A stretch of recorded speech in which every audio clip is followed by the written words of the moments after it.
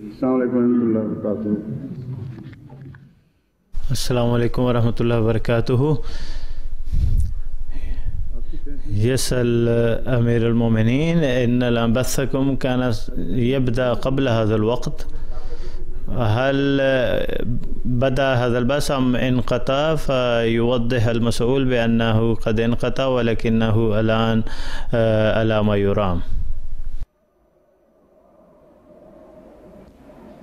أعوذ بالله من الشيطان الرجيم. بسم الله الرحمن الرحيم. لقد من الله على المؤمنين إذ بعث فيهم رسولا من أنفسهم يتلو عليهم آياته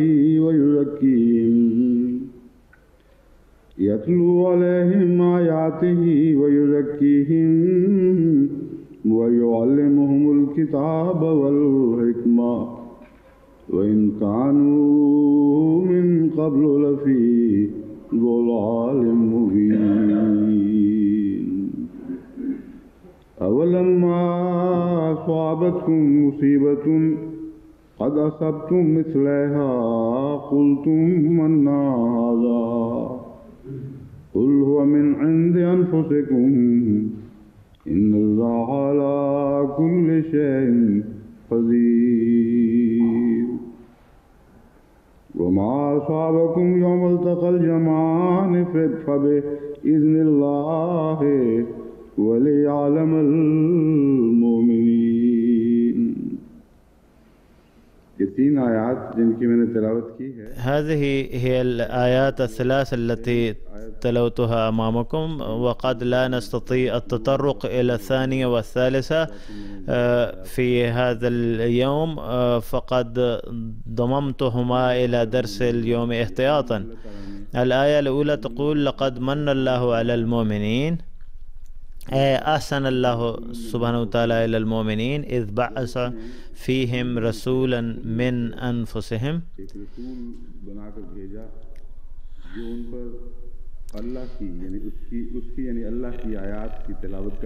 يتلو عليهم آياته ويزكيهم، يطهرهم وينمي مواهبهم وميزاتهم ويعلمهم الكتاب والحكمة وإن كانوا من قبل لفي ضلال مبين. أولما أصابتكم مصيبة، كلما أصابتكم مصيبة في حين أنكم قد عرضتم الآخرين لمصيبة مثلها من قبل وأصبتم مثليها قلتم أن هذا، ولماذا حدث هذا، ولماذا تعرضنا لهذه المصيبة؟ والمراد أن الخسارة التي تكبدها الكفار يوم بدر على يد المسلمين فقد عرضوا لمثله الصحابة في أحد.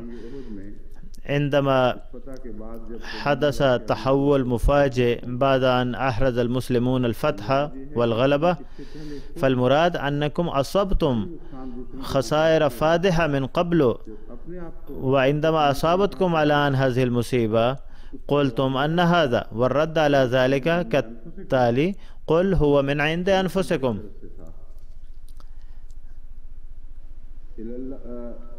إن الله على كل شيء قدير،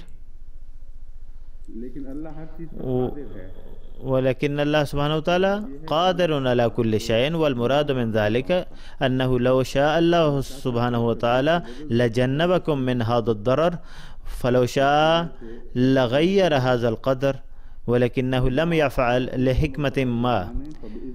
وما أصابكم يوم التقى الجمعان فبإذن الله وليعلم المؤمنين، ما تعرضتم له من ضرر عندما تحارب فريقان فكان بإذن الله وليعلم المؤمنين، حتى يعلم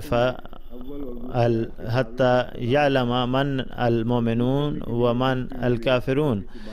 ويبدو في الظاهر أن هناك تعارضا بين هاتين الآيتين، وهو أن الله سبحانه وتعالى يقول من ناحية कुल हुवा मिन इंद अनफुसिकुम, तो कह दे कि ये तुम्हारी अपनी तरफ से है। अंतुम मसऊलून अन कुल्ल मा असाबकुम, और अगली आयत सुम्मा यक़ूल फ़िल आयात तालिया अन्न कुल मा हसल मअकुम कान बिइज़्निल्लाह। अल्लाह ने जो बज़ाहिर एक तसादुम दिखाई देता है, इसका क्या मतलब है? फमल हल लितारुद बैन कलिमात इंद अनफुसिकुम व बैन बिइज़्निल्लाह वल जुज़ अल क़सीर फ़ी निहायत हाज़िहिल आया इन्नल्लाह अला कुल्लि शैइन क़दीर, हाज़ा युवद्दिहु हाज़ा तआरुद व हुवा अन्नहु लौ अराद अल्लाहु सुब्हानहु व तआला लमा असाबकुम मा उसिबतुम बिही वलकिन अल्लाह सुब्हानहु व तआला लम युजन्निबकुम अन्हु लिहिकमतिन मा फबिमा अन्नल्लाह सुब्हानहु व तआला तरका हु युसीबुकुम लिज़ालिका युमकिन अन युनसब हाज़ल अम्र इलल्लाह वल माना अन्नकुम मसऊलून अन्नकुम फ़िल हक़ीक़त अंतुम मसऊलून लिमा असाबकुम व हुवा मिन इंद अनफुसिकुम अम्मा अल्लाह फ़क़द अमदा ज़ालिकल हुक्म व लम युजन्निबकुम अन्हु ज़ालिका इलावतन अला ज़ालिका हुनाक फ़वाइद उख़रा तज़हर लकुम फ़ीमा बाद व कुल मा उसिबतुम बिही कान लिहिकमतिन मा यअलमुहा अल्लाहु अज़्ज़ा व जल। हाज़िहि अल आयात सलासा अल्लती तलौतुहा व अब्दा अलान बितफ़सीरिहा। मन्नल्लाहु अलल मुअमिनीन, अल मन हुवा अल इनआम औ अल इहसान, अद्दलहु मा फ़अलहु मिन अस्सनाए वल मन्नु हुवा अल जज़ा अयदन व हाज़ा मा वरद फ़ी अक़रबिल मवारिद। और मन का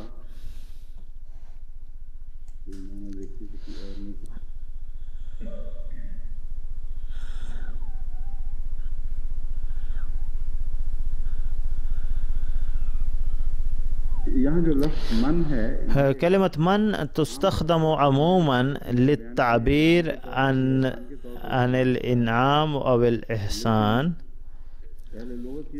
वलेकिन अहलुल लुगा यक्तुबून अन्नहु इहसानुन ला तुदाखिलुहु क़राबा औ अलाक़ा बल यतिम्मु बिदून अन्नज़र इलल क़राबात अविल इलाक़ात अविल अग़राद अविल मक़ासिद। यहाँ इन मानों में है कि किसी रिश्तेदारी के लिहाज की वजह से एहसान हो, ये नहीं है, बल्कि युस्दा अल इहसानु बिदून नज़र इला अय्य अलाक़ा औ क़राबा औ क़सद औ ग़रज़। फ़क़द इस्तख़दम अल क़ुरआन अल मन्ना बिहाज़ल माना हैसु क़ाल वला तमनुन तस्तक्सिर ला तुस्दी अल इहसान बिहाज़िहि निय्या बिहैसु तुरीद अन तस्तक्सिर मिन अल अमवाल और अपनी क़ुव्वत को बढ़ाओ ले तहदफ़ जमा अल माल औ तुक़व्वी नफ्सका औ अन तंतफ़िहा बिमन तुहसिन इलैहि फ़ला यूजद माना आखर गैर अल इहसान फ़ी कलिमतिल मन फ़लक़द वरदत हाज़िहिल कलिमा फ़िल क़ुरआन फ़ी अमाकिन मुख़्तलिफ़ा व इंद कुल्लि मर्रा रद्दल्लाहु अज़्ज़ा व जल उमूरन तुख़ालिफ़ अल मन फ़मना मिनहा क़ाइलन यजिब अल्ला यकून कज़ा व कज़ा मा अल मन। यक़ूल अल्लाह सुब्हानहु व तआला अनिल्लज़ीना यमुन्नूना अलन नबी सल्लल्लाहु अलैहि वसल्लम इस्लामहुम बिक़ौलिहि ला तमुन्नु अलैया इस्लामकुम, तुम मुझ पर अपने इस्लाम का एहसान न रखो, लिअन्न अल्लाह ये अल्लाह का एहसान क़द मन्ना अलैकुम इज़ वफ़्फ़क़कुम लिल ईमान बिदून अय्य क़राबा व बिदून अय्य मिन दून अन यकून लकुम अमल व क़द मन्ना अलैकुम बिहाज़िहिल मिन्ना दून मुराअतिल क़राबा औ अल अलाक़ा बैनकुम फ़हुवा इहसान मिन जानिब वाहिद। पर रख रहे हो। जो भी फैज़ है मोमिन को खुदा और रसूल की तरफ से पहुँचता है।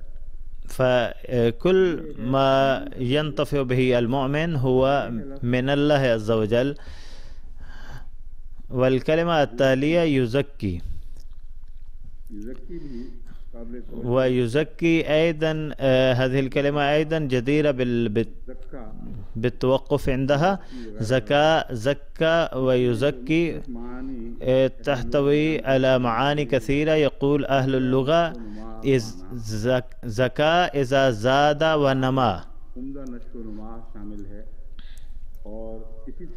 وكذلك يطلق على عصير الثمر الناضج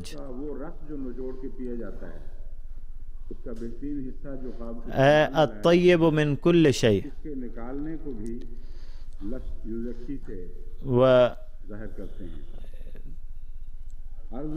أرض زكية طيبة، أرض طيبة خصبة. زكى معناه أصلح، وفي المنجد نما وزاد وطهر وأصلح. فالمعنى لقد من الله على المؤمنين إذ بعث فيهم رسولا من أنفسهم يتلو عليهم آياته ويزكيهم.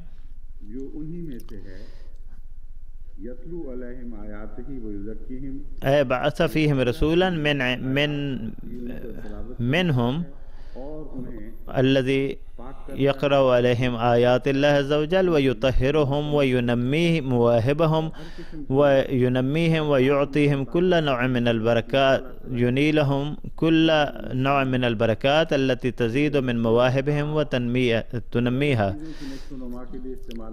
لا تستخدم كلمة زكاة للأشياء غير الطيبة، وعندما تستخدم عن الثمار أو النبات فالمعنى أنه ينميها ويقويها ويخرج طيباتها. ويعلمهم الكتاب والحكمة. ولقد تكلمت عن هذا الموضوع مرارا، ولا داعي للدخول في الهلول في البحث اللغوي. وعندما تنزل الآيات القرآنية ترتبط هذه الآيات النازلة من الله بالناس بعلاقات ثلاث: أولا إصلاح القوم، ثانيا إعطاء التعليم، وثالثا بيان الحكمة من وراء هذا التعليم، تبيان فلسفة الدين وتسليط الضوء على كل جوانب التعاليم. فيجب أن لا تؤمنوا بأنه أمر الله فقط، بل بهذا اليقين يجب أن تؤمنوا أنه ليس أمرا إلهيا يخلو من الحكمة.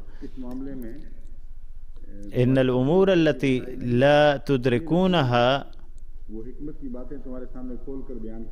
بعقولكم فسوف يكشفها لكم هذا الرسول بكل وضوح، فستعلمون أنه كلام الله الحكيم الذي أنزله على رسوله. وإن كانوا من قبل لفي ضلال مبين، كانوا في ضلال أو في حالة الجهل من قبل.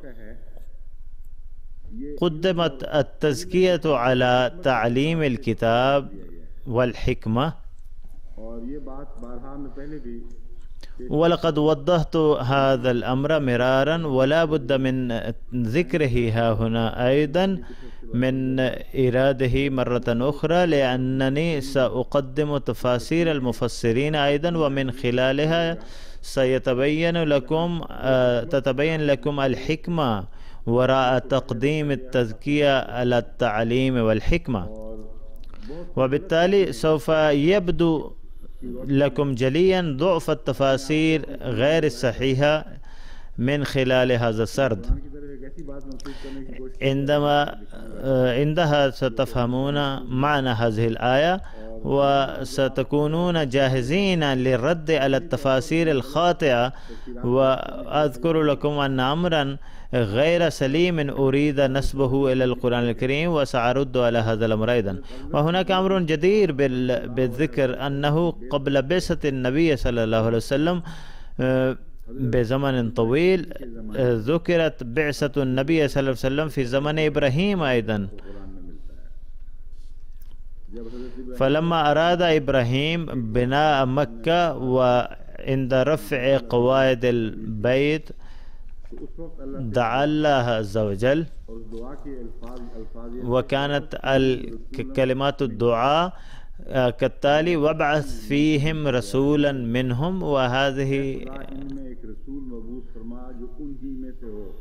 هذه الكلمات مشابهة للآية التي نحن بصدد تفسيرها يتلو عليهم آياته अल्लाह ताला है वो उन पर तेरी आयत يتلو عليهم آياتك अब युज़क्कीहिम यहाँ से गायब है।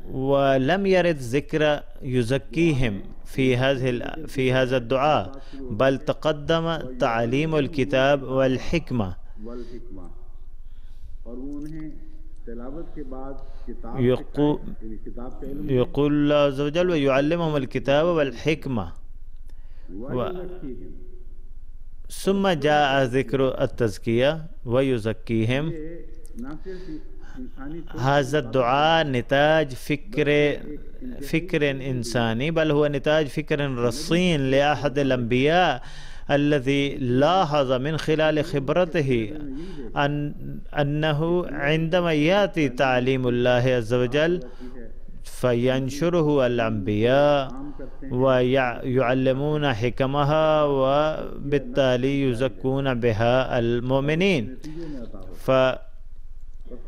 فلم يقدم إبراهيم التزكية في هذا الدعاء وإنما أخر التزكية بحسب الترتيب المنطقي، ولكن الله سبحانه وتعالى عندما استجاب هذا الدعاء فقد غير في ترتيبه،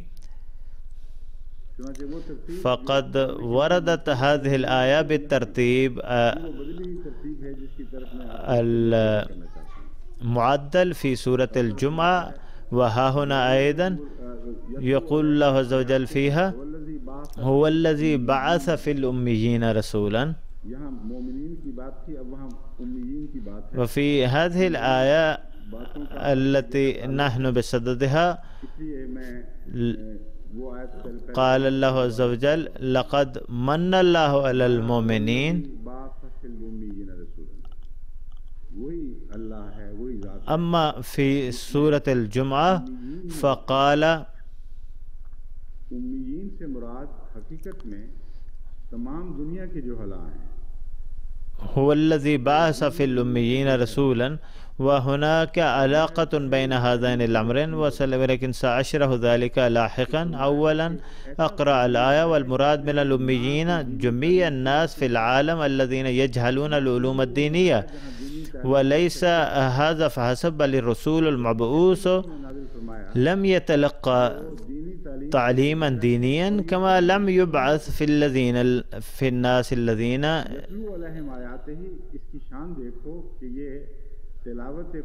اشتهروا بتعليمهم الديني، بل بعث ممن كانوا جاهلين عن التعليم الدينية وكان منهم. وانظروا إلى عظمة هذا الرسول الآن بحيث يتلو الآيات القرآنية ثم قبل التعليم يزكيهم. فقد أضاف الله سبحانه وتعالى في دعاء إبراهيم موضوعا رائعا جميلا يوضح عظمة النبي صلى الله عليه وسلم عندما استجاب هذا الدعاء. لقد طلب إبراهيم رسولا مثل باقي الرسل الذين يأتون فيتلون الآيات ثم يقومون بالتعليم والحكمة، الأمر الذي يوجب تزكية المؤمنين. قال الله عز وجل إن هذا الرسول ليس كالرسل الآخرين ومزك فريد بحيث التلاوة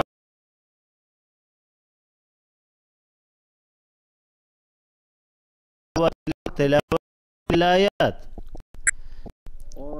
ويعلم الكتاب والحكمة لمن يتزكى وصار نفسا زكية. فمن كانت فطرتهم معوجة ولم يتطهروا بعد كيف يمكن أن يتم تطهيرهم بناء على التعليم والحكمة فقط؟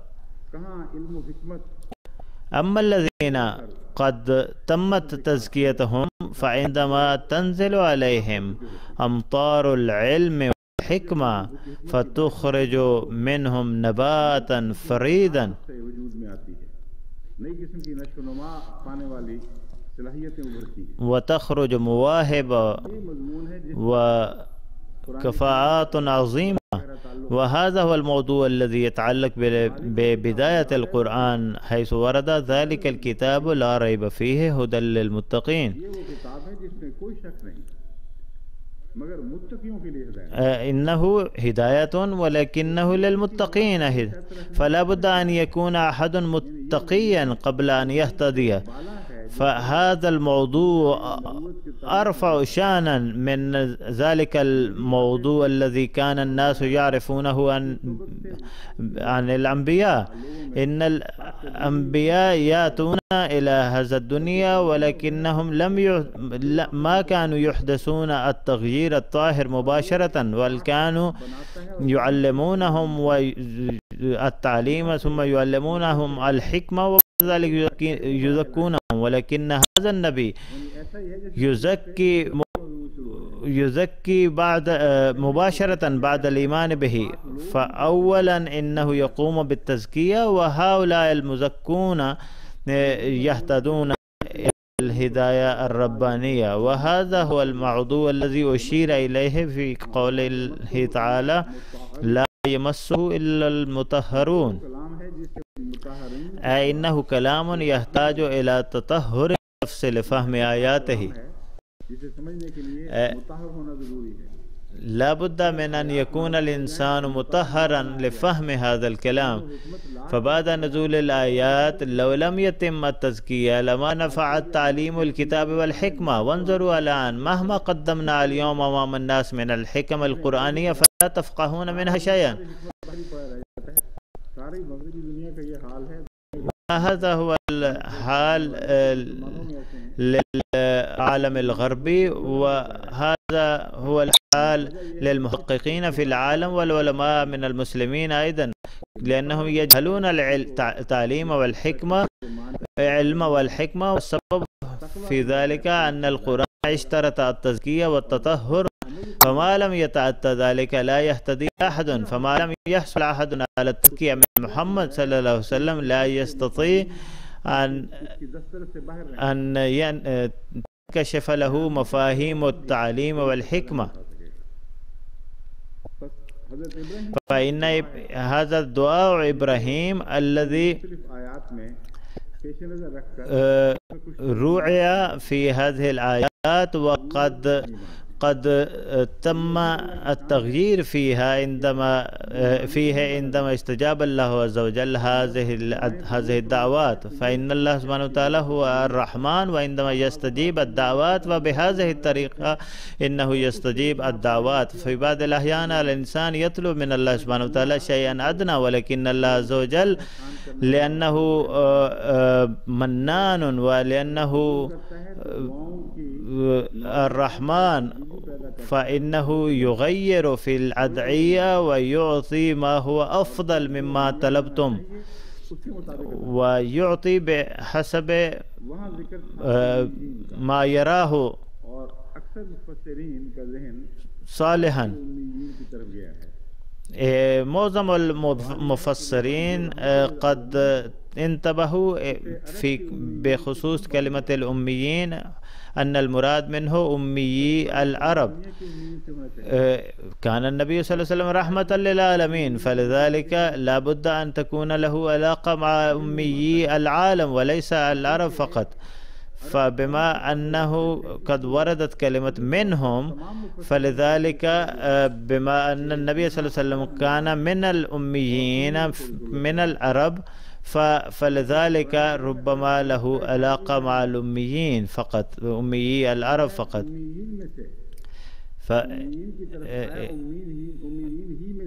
أما القرآن الكريم فكان فيقول بأنه كان من الأميين وقد أرسل إلى الأميين. فكل الناس الذين لا يجهلون العلوم الدينية فإن يطلق عليهم كلمة الأميين. وفي الآن توضح الموضوع أكثر بحيث في الآية التالية حيث قال الله عز وجل لقد من الله على المؤمنين. فالمؤمنون سواسية سواء كانوا من العرب أم عجم. فالمؤمن يبقى مؤمنا سواء كان من أفريقيا أو من إنجلترا أو من ألمانيا أو من اليابان أو من الصين. ليس ضروريا أن يكون عربيا. فإن كلمة المؤمن وضحت هوية المؤمنين الذين كان النبي صلى الله عليه وسلم منهم. فهنا خصص الله سبحانه وتعالى بأن المراد من الأميين هم الأميون المتقون وليس المراد غير المتقين. أولئك الأميون الذين يستطيعون أن يؤمنوا لم يكونوا قد آمنوا، فعندما جاء النبي صلى الله عليه وسلم فقد آمنوا به. فالمؤمنون هنا المراد من الله على المؤمنين، المراد من المؤمنين الذين كانت لديهم كفاءة للإيمان، كانوا يتمتعون بهذه الصلاحية بأنهم سيؤمنون بهذا النبي المبعوث. وقد دعمت آية أخرى هذا المفهوم حيث قال الله عز وجل آمن الرسول بما أنزل إليه من ربه والمؤمنون. إن الرسول يؤمن أولا بما أنزل عليه أو أنزل إليه من ربه، ثم تبدأ سلسلة المؤمنين. فأول المؤمنين هو محمد رسول الله صلى الله عليه وسلم. فهذا هو الموضوع مشابه لما تحتوي عليه الآية التالية لقد من الله على المؤمنين.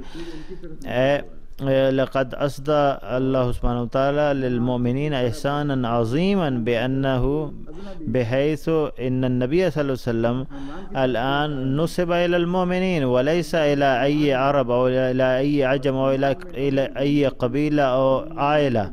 فبما أن النبي صلى الله عليه وسلم هو أول المؤمنين فمنهم من المؤمنين الذين سيؤمنون به منهم قد بعث وهو أفضلهم من أنفسهم يتلو عليهم آياته ويزكيهم. إنه يتلو عليهم الآيات وقبل وبدون أن ينتظر التعليم، إنه بتلاوة الآيات وبقوته القدسية يزكيهم. فبعد التزكية عندما يبدي التعليم والحكمة تأثيرها فيقدم مشهد نور على نور. فإنهم يشربون شراب المعرفة الإلهية ويروون العالم بهذا الشراب الروحاني وتنكشف لهم الأمور الروحانية. وهذا هو الموضوع. وإن كانوا من قبل لفي ضلال مبين، أي قبل ذلك لم يكونوا يتحلون، لم يكن لديهم أي شيء. لو لم تأتي الهداية من الله عز وجل لكانوا محرومين من العلوم الدينية. وهذه الآية تنفي أيضا أن الإعتراض الذي يعترض على سيدنا محمد صلى الله عليه وسلم بأنه في بعض أسفاره إلى الشام أو من بعض المناطق المسيحية قد تعلم شيئا من الديانة اليهودية وبعد ذلك اخترع له هذا الدين. وهذا الاعتراض تافه وباطل، حيث يقول الله عز وجل وإن كانوا من قبل لفي ضلال مبين. उनमें तो हैसियत वगैरह أن هؤلاء الأميين كانوا لا يعلمون شيئا عن العلوم الدينية التي يقدمها النبي صلى الله عليه وسلم. والدليل الآخر على هذا أن الآيات النازلة في مكة لا تتناول الأمر المسيحية، وأما الآيات التي نزلت في المدينة يقول عنها المستشرقون بأن النبي صلى الله عليه وسلم عندما هاجر إلى المدينة فقد تعلم من بعض المسيحيين، ولكن التعليم النازل في مكة كانت تحتوي على بذرة تتأسس عليها جميع دعاوي النبي صلى الله عليه وسلم. عندما تقدم لهم هذه الآيات يرفضون أن تكون هذه الآيات قد نزلت في مكة ويقولون بأنها قد نزلت في مدينة.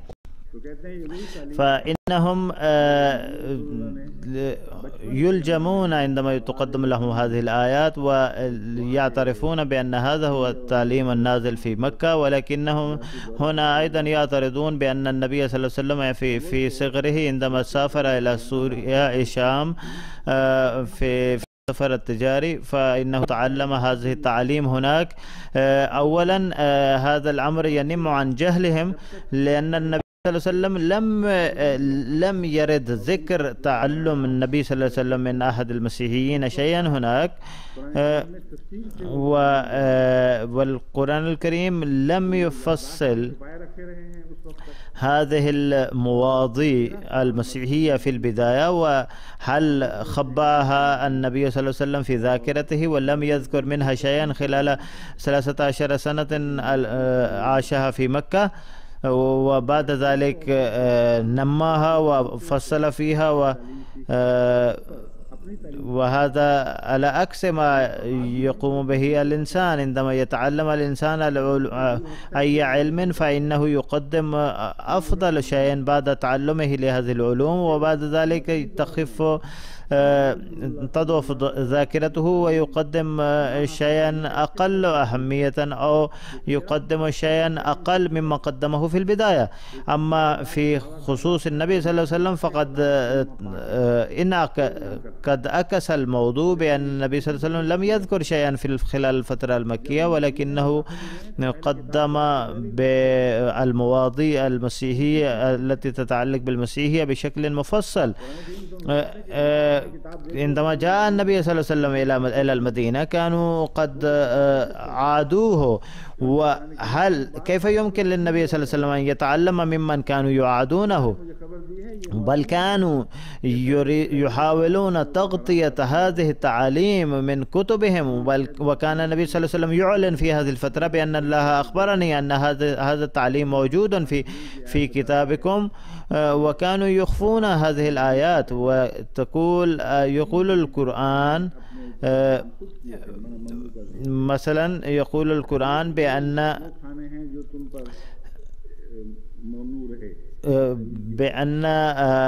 الطعام الممنوع لكم هو ما حرمه إسرائيل على نفسه. إنني خطأ قلت بني إسرائيل وكان المراد إسرائيل وهو إسحاق. على حال أريد أن أقول أن القرآن الكريم قد قدم هذه الدعوة أن إسرائيل إسحاق قد حرم على نفسه، وقال اقرأوا توراتكم. ومن علم هذا الأمر النبي صلى الله عليه وسلم. إن الآيات النازلة في المدينة توضح بأن النبي صلى الله عليه وسلم لم يتعلم شيئا من أحد من المدينة، ولم يعلمه أحد، ولا أحد من هؤلاء كان يقرب النبي صلى الله عليه وسلم، بل كانوا يعادونه. فلا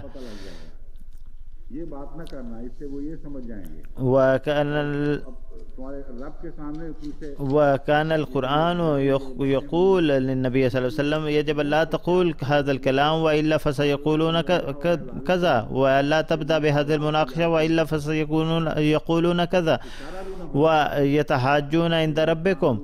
فمثل هذه الأمور पर कोई इशारतन भी इसका इल्म ना हो فكان النبي صلى الله عليه وسلم لم يكن يعرف أن الكتاب المقدس يحتوي على هذه الأقوال. وفي بعض الأحيان كانوا يأتون بالكتاب المقدس ويخفون بعض النصوص ويضعون أيديهم. ووردت في إحدى الروايات أن النبي صلى الله عليه وسلم قال لهم الآية التي تؤيدني تحت أيديكم، وعندما أزاحوا أيديهم كانت الآية المؤيدة لموقف النبي صلى الله عليه وسلم تحت هذه اليد. وإن كانوا من قبل لفي ضلال مبين.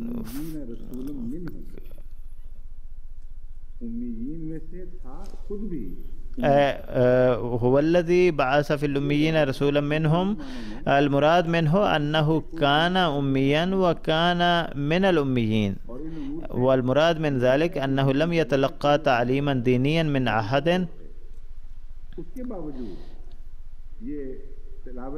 مع كل ذلك إنه يتلو القرآن ويزكيهم ويعلمهم الكتاب والحكمة، وإن كانوا من قبل لفي ضلال مبين. فهذه هي الآية التي نحن بصدد تفسيرها. وهناك أمور متفرقة تتعلق بها، وسوف أتناول نقطتين تقريبا هامتين. الأولى منها تتعلق ببعث فيهم رسولا من أنفسهم، حيث يقول بعض المفسرين أن المراد منها أهل المكة وأهل العرب، وهذا باطل ومخالف لفهوى هذه الآية، لأنه لم يقل الله سبحانه وتعالى لقد من الله على العرب أو على العجم، بل قال على المؤمنين، والمؤمنون مشتركون في كل أنحاء العالم، وهم ينتمون إلى شيء واحد وهو الإيمان. ولم تكن هناك إشارة إلى عصبية وإلى قومية ليس من قريب أو من بعيد، بل أشار إلى لفظ المؤمنين، فقال إنه ينتمي إليكم وليس من أهل العرب وليس إلى قريش ولا إلى بني هاشم، إنه ينتمي إلى القرابة الإيمانية وينتمي ويرتبط بكل مؤمن، والمؤمنون إخوة، فإنه يشكل قوما جديدا بعيدا عن جميع القرابات القومية والعصبية. وإن النبي صلى الله عليه وسلم أفضلهم، أفضل المؤمنين. والنقطة الثانية أنه قد ورد في بعض الروايات بدلا من أنفسهم أنفسهم، وهذا ما ذكره السيل، وقال بأنه يقدم مرجع من البيضاوي، التفسير البيضاوي. انظروا واعلموا أن القرآن الكريم يقدم موضوعا واضحا لا يمكن التلاعب مع آياته، بحيث أن هناك رواية مغايرة لمحتوى تلك الآية، فإن هذا الأمر يؤدي إلى تغيير مفاهيم القرآن، ويصل الأمر إلى هذا الحد بحيث يقول ويري بأنني حققت في الأمر، وهو عدو للإسلام، ومع ذلك يقول بأنني حققت في الأمر ولكنني لم أجد ولا رواية واحدة ورد فيه بدل من أنفسهم أنفسهم، بدل من أن تكون ضم على الفاء هناك فتحة على الفاء. والمراد من ذلك بأن أن الله سبحانه وتعالى قد أرسل نبيا الذي هو من أنفس وأعلى الناس من المؤمنين، فإذا كان المراد من ضمير هم المؤمنين فلا مشكلة، لأن لأنه أيضا يجعل النبي صلى الله عليه وسلم ينتمي إلى المؤمنين من الطراز الأول، ولكن هذا الأمر أيضا يفتح أبواب الشكوك تتطرق إلى النصوص القرآنية. وهناك فرق بين هذين الأمرين، وأوضح لكم حتى تكونوا على بينة عندما تقرؤون هذه النصوص. هناك روايات متعددة قد وردت بهذا الخصوص، بحيث وردت الكلمة أنفسهم، وفي بعض الروايات وردت هذه الكلمة بفتح فاء أنفسهم. وكما وردت بعض الروايات عن خاتم النبيين، بحيث يقدمون رواية أن هناك ورد في إحدى الروايات خاتم النبيين بكسر التاء، والجماعة الإسلامية الأحمدية قد علقت على هذا الموضوع. وإن هذه الروايات سوف تكون جديرة بالقبول ما دامت تقوي الموضوع الذي تحتويه الآية، ولكنها إذا تصادمت مع موضوع الآية فإن مثل هذه الرواية لا بد أن ترفض، فلا تكون ترجمة أنفسهم إلا بهذه الطريقة. لن تقبل هذه الترجمة إلا بهذه الطريقة، أن تكون الضمير هم راجع إلى المؤمنين.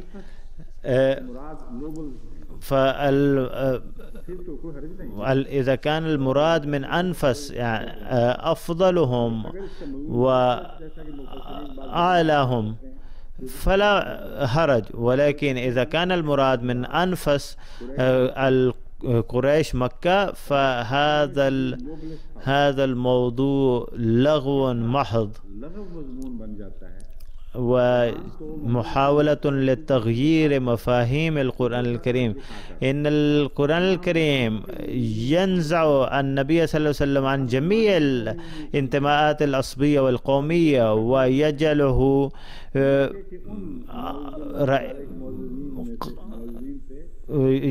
يضمه إلى المؤمنين من جميع أنحاء العالم. أما هؤلاء فإنهم يحصرونه وينسبونه إلى أولئك العرب من أهل مكة الذين كانوا يؤذونه والقرآن يلعنهم، وهم قد رفضوا الإيمان بالنبي صلى الله عليه وسلم.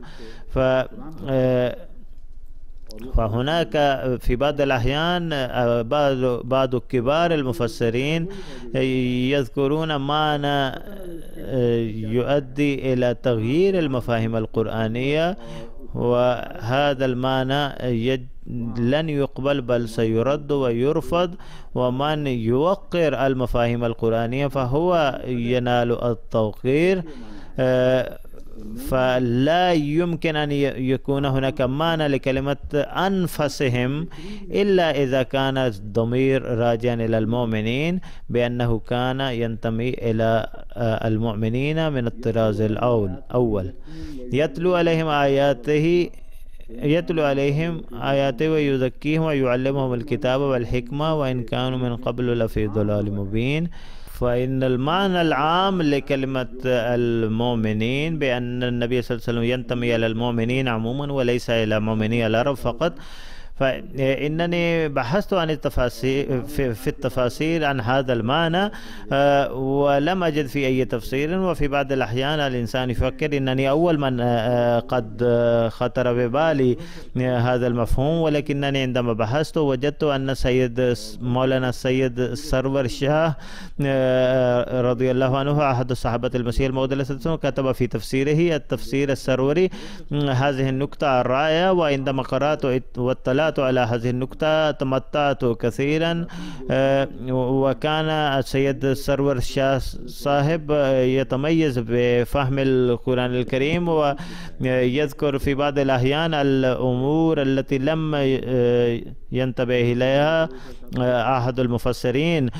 ولو قلت أنني أول من انتبهت إلى هذه النقطة لكنت مخطئا، لأن مولوي سرور شاه صاحب كان قد انتبه إليه قبلي، ولكن مولانا سرور شاه صاحب محق في قوله بأنه أول من سبق إلى هذا المفهوم، لأنه يقول لا يمكن أن يكون المعنى لهذه الآية بأن النبي صلى الله عليه وسلم قد بعث إلى العرب خاصة بل إلى المؤمنين. وإذا أخذنا هذا المعنى فالمؤمنون متساوون في الإيمان مهما كانت علاقاتهم، مهما كانت مناطقهم، فلو كانوا من أمريكا وأفريقيا واليابان. فإن لم نفسر بهذا التفسير فلا يمكن أن يكون هناك معنى لكلمة رحمة للعالمين. وبهذا التفسير الذي يفسره به المفسرون لابد أن نعترف أن النبي صلى الله عليه وسلم كان رحمة للعرب فقط. أما الشيعة فإنهم يضيقون هذا النطاق لدرجة يقولون أن النبي صلى الله عليه وسلم كان رحمة لأهل بيت فقط، بل يحسرون بأنه كان أن المراد من أنفسهم عائلة عبد المطلب وأبو طالب، ويقولون إنهم أصحاب عظمة وهم شرفاء مكة وهم الأعزاء. وذكر هؤلاء في هذه الآية، ويقولون هذا بيت أبو طالب وهذا بيت هاشم وهذا بيت عبد المطلب، وهؤلاء من أشير إليهم في الآية وهم أنفس من المؤمنين. من أين كان هؤلاء من المؤمنين؟ وكيف يمكن أن يطلق عليهم كلمة أنفس؟ وهذا تضاد واضح في مفهوم الآية إذا أخذ بهذه الطريقة. وهذا هو دعب بعض المفسرين، بحيث إذا وجدوا هناك نقطة جديدة فبدلا من أن يفكروا فيها يذكرونها متمتعين ويذكرون جميع الآراء بما فيها الغث والسمين، يستغل هذه الأمور المستشركون ويقولون بأن هذا ما قاله إمام راضي وهذا ما ورد في جلالين وهذا ما ورد في التاريخ الواقدي. إن هؤلاء القدامى كانوا يجمعون الروايات من جميع النواحي، واقدي قد جمع جميع الروايات المتشابهة في موضوع معين، وفي بعض الأحيان يوضح بشكل كامل بأنني لا أقبل هذه الروايات كلها، وبالنسبة لي هناك هذه الرواية هي راجحة، ولكن في بعض الأحيان يترك الأمر هكذا. وهذا ما يستغل به المستشركون ويختارون ما يمدهم وما يحقق غرضهم. وهذا هو طريق الشيعة، وإنني سوف أوضح هذا الأمر لاحقا. وهذا الأمر مخالف للعقل ومخالف لما يقتضيه التحقيق النزيه. ينبغي أن يقدم المرء الجانبين للرواية، وإذا يرد رواية فينبغي أن يوضح لماذا رد هذه الرواية وما هو الدليل على ذلك. وعلى أن أقول إن روايات الشيعة تقول أن المراد من الأنفس كما ذكرت بعض العائلات من مكة. أما روايات قراءة أنفس قد وردت هذه الرواية في روح المعاني للعلامة آلوسي. والإمام الراضي أيضا أشار إلى أمر آخر، يقول هذه الآية تتعلق بسياقها وسباقها، والله سبحانه وتعالى قد أعطى فراسة للإمام الرازي من هذه الناحية. لا ينتبه المفسرون الآخرون إلى السياق وسباق الآيات كما ينتبه إليه الإمام الرازي، ودائما يخرج كلاما ينم عن الحكمة. يقول هناك علاقة لهذه الآية مع سياقها وسباقها، وقبل هذه الآية قد نسب الغل والخيانة إلى النبي صلى الله عليه وسلم، وقد أكد بأن النبي صلى الله عليه وسلم منكم وأنتم تعرفونه. أن الأمر الذي ذكرته من خلال الدلائل العقلية بأن سيرة النبي صلى الله عليه وسلم وذاته ترد على كل ما يلصق به من التهم. والإمام الراضي يقول هنا أن النبي صلى الله عليه وسلم منكم وأنتم تعرفونه جيدا، فكيف يمكن أن تلصقوا به تهمة الخيانة وهو منكم؟ ثم يقول بأنه قد ذكرت النعمة بعد ذلك في الآيات، وأما الخائن فيكون شخصا فاسدا، أما رئيسكم فهو منة عليكم فقد، وهذا ما يوضح كلمات من الله وأنتم جهلاء، بحيث تقولون مثل هذا الكلام وتنسبون إليه مثل هذه الأمور، وهو رسول منكم وأنتم تعرفون كيف كان أمينا، وهو منة عليكم، وهو رسول في الحقيقة يكون شرفا، يكون مثل هذا الرسول شرف للقوم، ولا يمكن ولا يحق لكم أن تنسبوا له مثل هذه الأمور وتلصقوا به مثل هذه التهم. أما بالنسبة إلى سياق الآيات وسباقها، نلقي نظرة أخرى على هذه الآية وكيف ترتبط هذه الآية بالأولى وبما قبلها.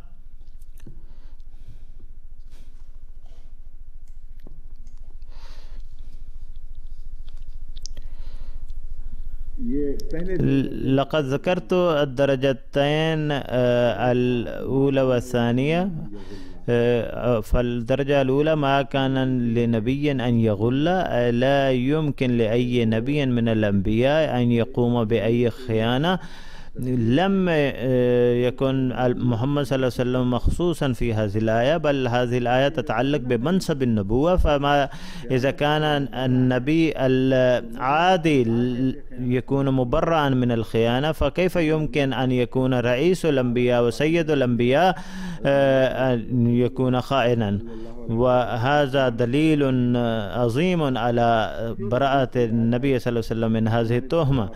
ثم الأمر الثاني هو أفمن اتبع رضوان الله، وأنتم قد لاحظتم أنه كان يبتغي رضوان الله عز وجل. هل كان يمكن أن يخفي عنده رداء وهو قد منع من أن يلبسه عهد؟ هل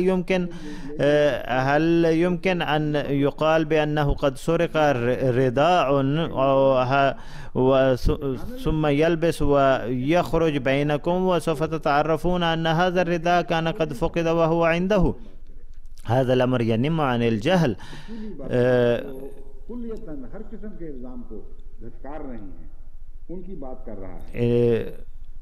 يقول الإمام الرازي بأن هذا النبي صلى الله عليه وسلم قد قضى حياته ابتغاء لمرضات الله عز وجل. كيف يمكن أن تقولوا عنه بأنه كمن باء بسخط من الله؟ وإن من يبتغي رضوان الله لهم درجات، وإن النبي صلى الله عليه وسلم أولهم وعلى رأسهم وهو خاتم النبيين، وإنه عالاهم مرتبة في عالى أولئك الذين يبتغون مرضات الله مرتبة، فكيف يمكن أن تنسبوا له أو تلصقوا به تهمة تافهة سافلة؟ لا جواز لهذه التهمة. ثم يقول لقد من الله على المؤمنين إذ بعث فيهم رسولا من أنفسهم يتلو عليهم آياته ويزكيهم. يقول الإمام رازي يجب لا تنسوا بأن الله سبحانه وتعالى قد من عليكم بإنزال بعثة هذا الرسول فيكم، فإن الرسل السابقين كانوا يعلمون الكتاب والحكمة ثم يزكون، أما هذا النبي فإن وجوده وإن ذاته تزكي النفوس، فمن كانت ذاته مزكية فكيف يمكن أن تلصق به مثل هذه التهمة؟ ثم كيف يمكن أن تلصقوا بمثل هذه التهمة إلى من أحسن إليكم؟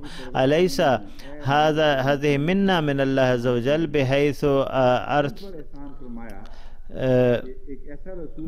بحيث بعث فيكم رسولا وقد نسبه إليكم إلى المؤمنين. أما الأنبياء السابقون فكانوا يتمنون أن يكونوا من مؤمني سيدنا محمد صلى الله عليه وسلم. وهناك رواية بهذا المعنى أن سيدنا موسى قد دعا الله عز وجل، وعندما عرف عن مقام النبي صلى الله عليه وسلم قال اللهم اجعلني رسولا من أمة ذلك النبي العظيم. وإن موسى عليه السلام أيضا كان يعرف أن نبيا سوف يبعث في أمة محمد صلى الله عليه وسلم، فلم يقل الله سبحانه وتعالى بأنه لم يرد الله سبحانه وتعالى على موسى بأنه خاتم النبيين ولن يأتي أي نبي من أمته فكيف يمكن أن أجعلك نبيا فيهم، لم يرد بهذا الرد، وإنما قال إن رسولهم ونبيهم منهم وأنت لست منهم، فكيف يمكن أن تكون نبيا فيهم؟ فإن موسى عليه الصلاة والسلام يترك حتى رسالته ويقول اللهم اجعلني من المؤمنين به، اجعلني تابعا له ومؤمنا به. ثم يقول الله عز وجل أنت قبله وهم يأتون بعدك ما لم يبدأ زمن محمد صلى الله عليه وسلم لا يمكن للمؤمنين به أن يكونوا من أمته، لأن الإيمان قد ازداد رقيا وقد ودخل التزكية في نطاق عظيم. فهنا أولا سوف تتم التزكية ثم يتم التعليم الكتاب والحكمة. فيقول الله عز وجل قد من الله عز وجل عليكم إذ نسب محمدا صلى الله عليه وسلم إلى المؤمنين الذين هم أنتم. فيقول الإمام رازي من الصفاقة أن تنسبوا مثل هذه التهمة السافلة إلى مثل هذا المحسن العظيم. وهنا هذا تنبيه للمؤمنين ولكنه إشارة إلى المنافقين، ولم يكن المؤمنون يشتركون في مثل هذه الأمور، وهنا بلغت الرسالة للمنافقين. ففي إحدى المرات بينما كان محمد رسول الله صلى الله عليه وسلم راجعا من مكة إلى مدينة بعد فتح مكة،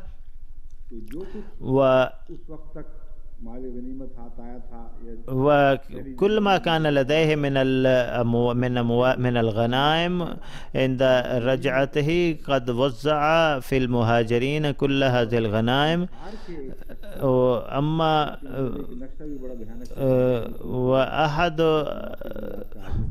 الأنصار الذين يقولون أنه كان قبيح الشكل، قال نحن الذين أرقنا الدماء وقاتلنا، ولكنك وزعت الأموال على هؤلاء على أقاربكم. في هذا الوقت وقف النبي صلى الله عليه وسلم وقال يا أيها الأنصار اسمعوا، أنتم قلتم هذا الكلام. وعندما قال لهم هذا الكلام أصبحوا كأنهم قتلوا مثل الغنم، وكانوا يبكون ويقولون لم نقل يا رسول الله، بل قاله أحد الأشقياء منا. فقال النبي صلى الله عليه وسلم كان يمكن أن تقولوا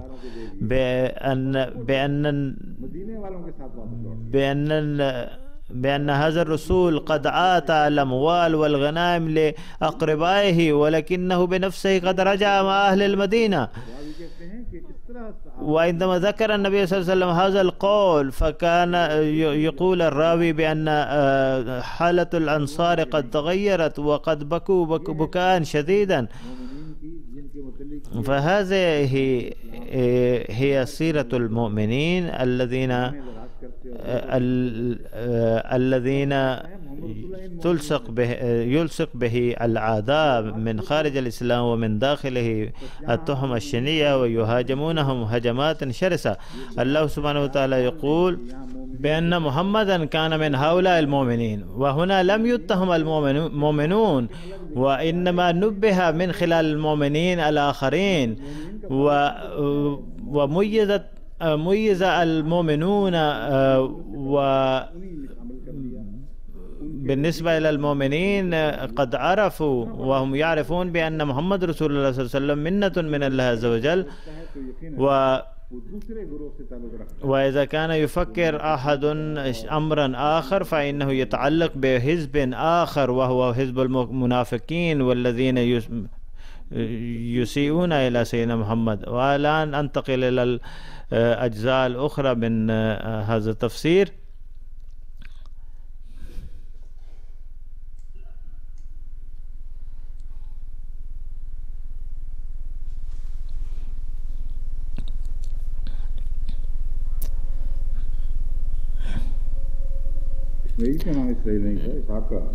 يتساءل أمير المؤمنين لم يكن إسماعيل يسمى بإسرائيل؟ نحن نقول بنو إسرائيل وبنو إسماعيل شخصية قومان مختلفان.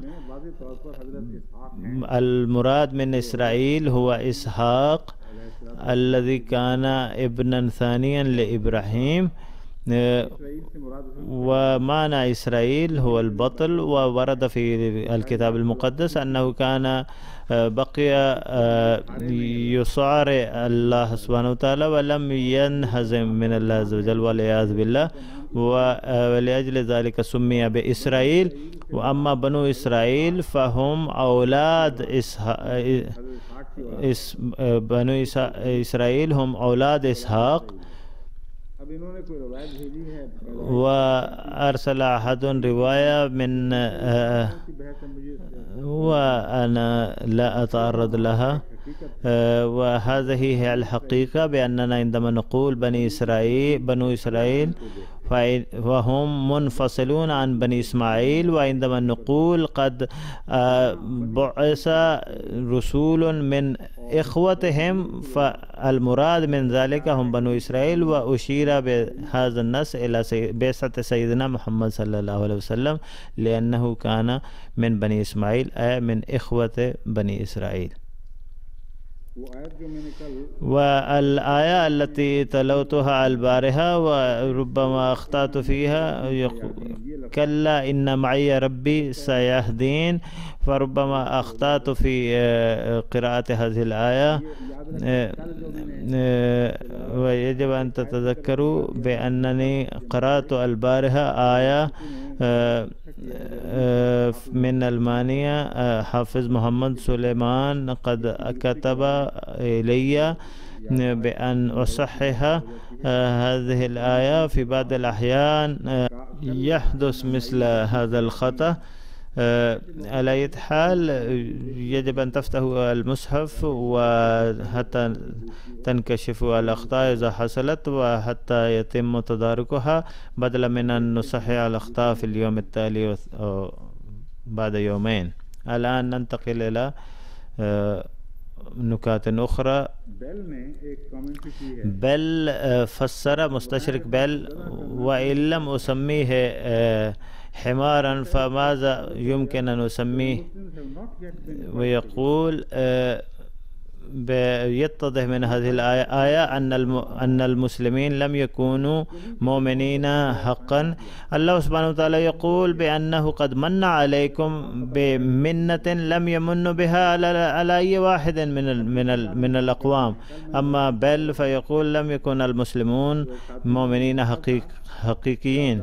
والآن أوضح شيئا آخر. كما ذكرت أن إحدى السيدات كتبت إلي بأنني في بعض الأحيان أتكلم بكلمات قاسية، ومن ناحية مبدئيا هذا الأمر جيد وصحيح، بأن أحدا يجب أن يسيطر على عواطفه وألا تصدر مثل هذه الكلمات القاسية من لسانه. ولكن عندما يبدأ موضوع الحب فالإنسان لا يمكن أن يسيطر على نفسه، وحيثما خرجت مثل هذه الكلمات القاسية خرجت تلقائيا دون إرادة مني.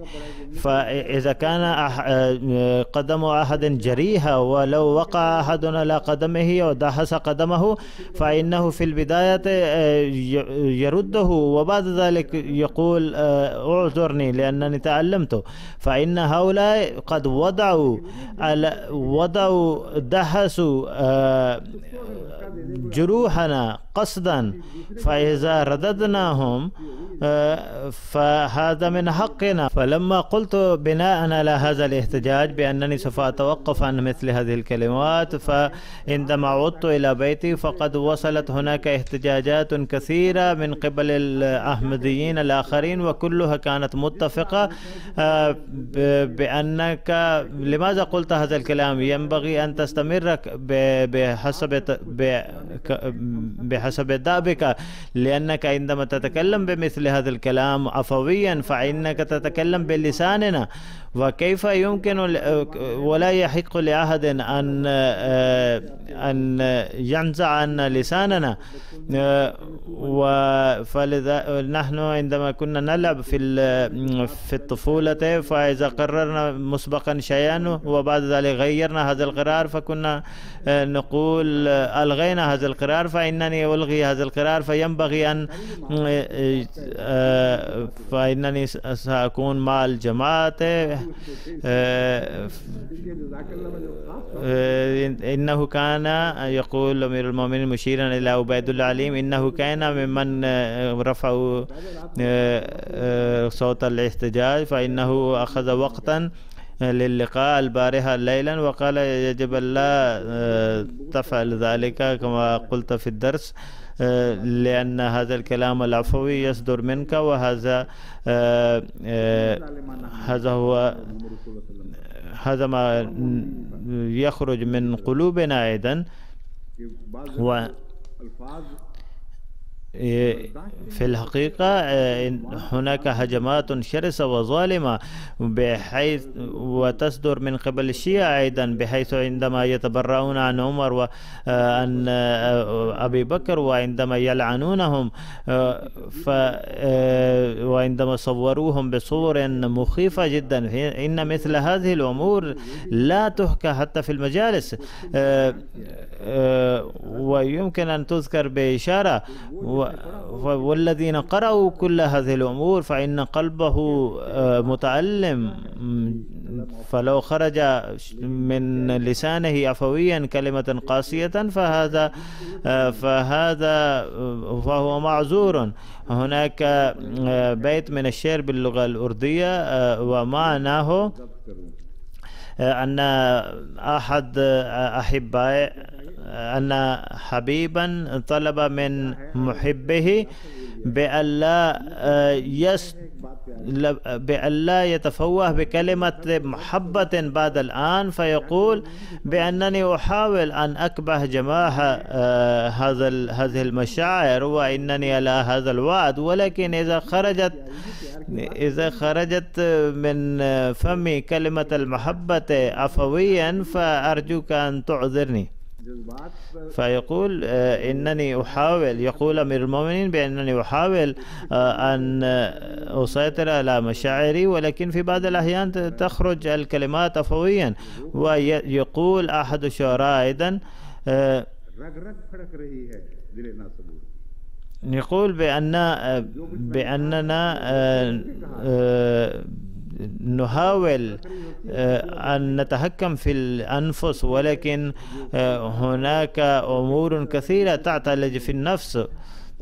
فلذلك كل ما قلته البارحة بأن هذه التسجيلات يجب أن يترك الفراغ ويقال بأن كانت هناك كلمات قاسية، كل هذه الأمور الآن ملغاة ويجب أن تبقى كما هي. الآن أنتقل إلى هذا التفسير الذي اسمه تفسير القرآن لأهل البيت. من هم هؤلاء الذين ينتمون إلى أهل البيت؟ نحن أهل البيت، ونحن نخبركم من يكون أهل البيت. أنتم ما تقولونه ليس صحيحا، وهذا تفسير بويا آغا حاجي مرزا مهدي بويا يزدي،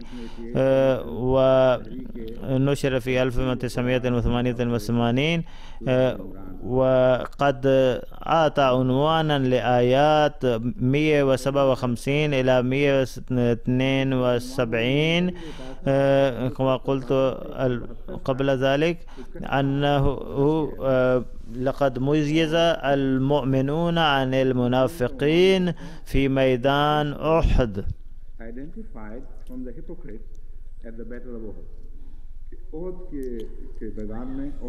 ويقول بأنه لم يبقى في ميدان الحرب سوى علي رضي الله عنه، أما الآخرين فكانوا قد هربوا وفروا من هناك. وكل الصحابة الذين كانوا قد اشتركوا في حرب أحد كلهم انتقلوا إلى صفوف المنافقين، ولم يبقى مع النبي صلى الله عليه وسلم إلا علي.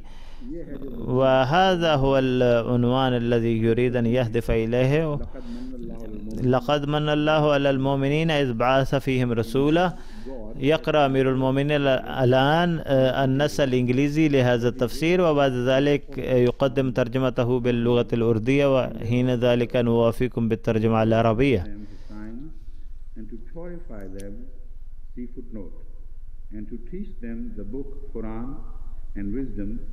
who before this they were in manifest error. Footnote. आयत में जो बातें हैं तर्जुमा, उसमें वो फुटनोट की तरफ इशारा करता है। इसको समझोगे तो, फुटनोट पढ़ोगे तो बात की समझ आएगी। कहता है अहलुल बैत not included, for they were purified by God Himself. يقول لقد من الله على المؤمنين إذ بعث فيهم رسولا يزكيهم. يقول يجب ألا يخطر ببالكم بأن أهل البيت أيضا ممتنين لمنة محمد صلى الله عليه وسلم، بل إن الله عز وجل قد زكاهم بنفسه، وهم يستثنون من أن يزكيهم محمد صلى الله عليه وسلم.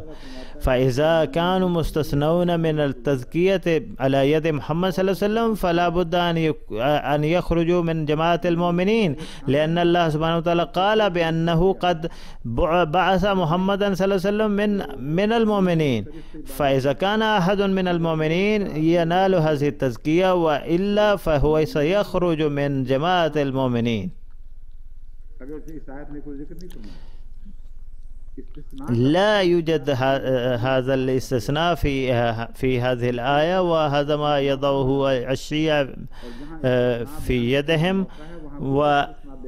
ويذكرون حيثما يريدون، ويقولون بأن لنا حق بأن نستثني أمرا في معاني الآية.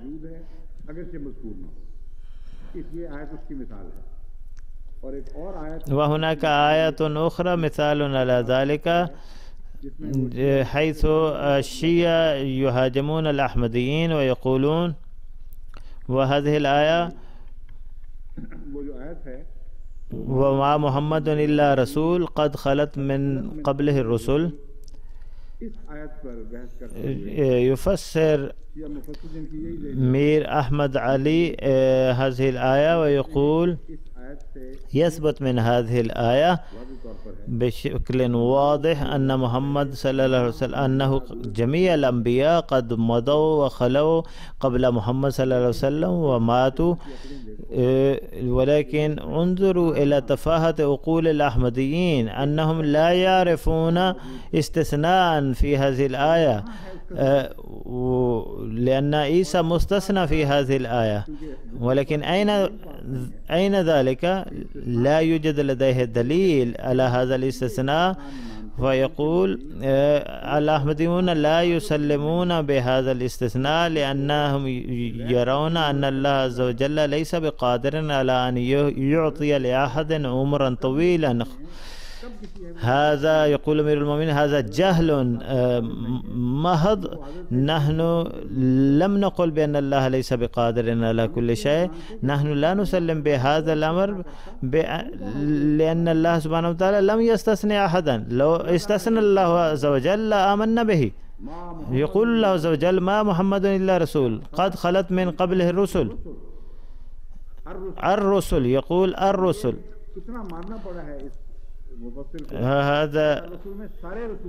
هذا المفسر قد اعترف بأنه قد دخل جميع الرسل في كلمة الرسل، فلا يوجد هناك جواز للاستثناء، فإنه قد اتهم الأحمديين بشيء لا يوجد عليه دليل.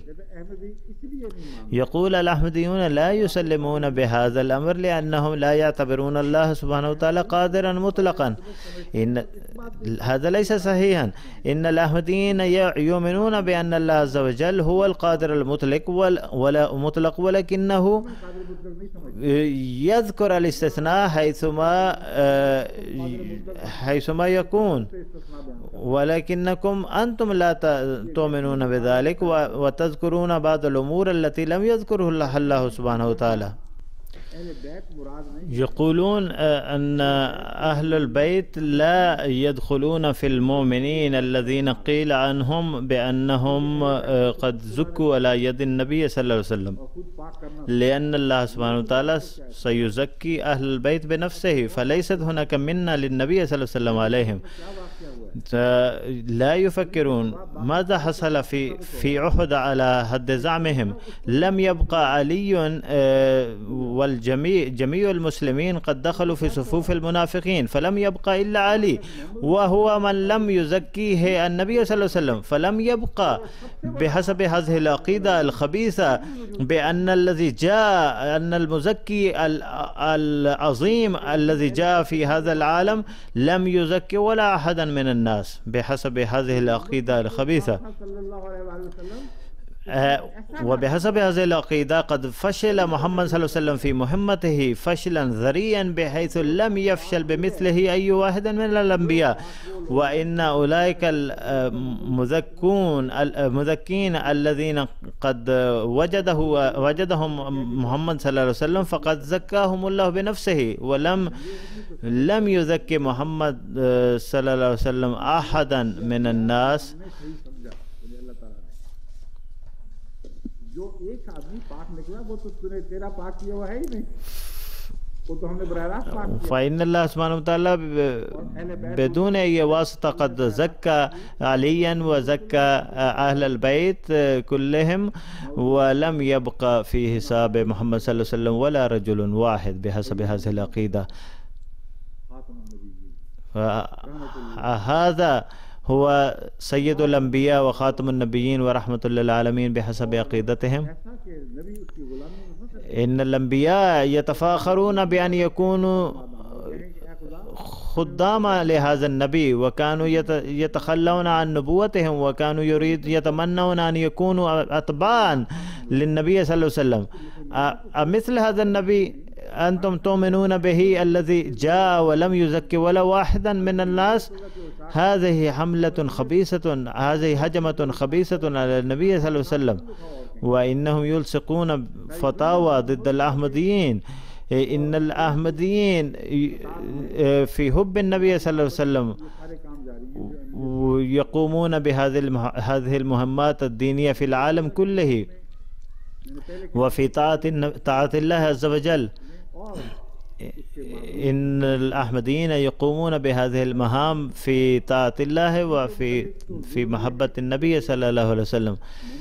أما هؤلاء فإنهم ظالمون إلى هذه الدرجة بأنه لو قال أحد الأحمديين بأن سيدنا محمد صلى الله عليه وسلم كان نبيا صادقا فتلصق به فتاوى التكفير، ويقولون إنك ارتكبت إهانة إلى النبي صلى الله عليه وسلم وأنت يجب أن تقتل، وأنت مرتد ومرتد يجب أن يقتل. ووصل الأمر إلى هذه الدرجة بحيث قد اعتقل 120 أحمديا إلى الآن، وقد حكم عليهم بالإعدام وهم ينتظرون مآلهم. والذين يجلسون في السجون يمنعون من تلاوة القرآن، إنهم صائمون ولكنه لا يحق لهم أن يتلوا القرآن. يحق لأعداء الإسلام من المسيحيين والهندوس والسيخ بحيث يمكن أن يقرأوا القرآن حيثما يشاءون، ولكنه يمنع بالنسبة للأحمديين، فإنهم يمنعون من قراءة القرآن. لا يوجد لمثل هذا الجهل دليل في العالم كله. لقد وصلت العداوة إلى منتهاه، وإنهم قد أصبحوا مجانين في هذا المجال. والآن قد فهمنا حقيقة المشايخ، حيث قال النبي صلى الله عليه وسلم علماؤهم شر من تحت أديم السماء. إنهم أسوأ من أي مخلوق سيء تحت جلدة السماء. وهل من مخلوق أسوأ ممن يستشيط غضبا على من يمدح النبي صلى الله عليه وسلم ويؤيده ويصدقه؟ لو كنتم أعداء الإسلام لكان موقفكم المعادي صحيحا، لأن الأعداء كانوا يغضبون على بلال لأنه يقول لا إله إلا الله، ولكنهم كانوا كفارا. أما المؤمنين فلا يغضبون على ذلك. على أي حال غدا سوف أكمل هذا الموضوع وقد انتهى الوقت. والسلام عليكم ورحمة الله وبركاته.